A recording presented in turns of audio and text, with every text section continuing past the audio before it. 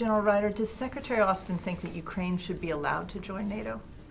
I think you've heard Secretary Austin and others say that Ukraine's future is in NATO. And so it's not a U.S. decision whether or not to let Ukraine into NATO. It's a NATO alliance decision, so 32 countries.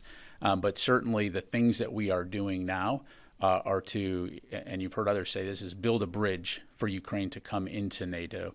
And so part of that is working with them in terms of looking at their military and their defense capabilities, not only to ensure that they can sustain those into the future, but also to build interoperability in for the day when they are a member of NATO. But if the NATO leaders next week at the summit decide to allow Ukraine into NATO, the U.S. would support that?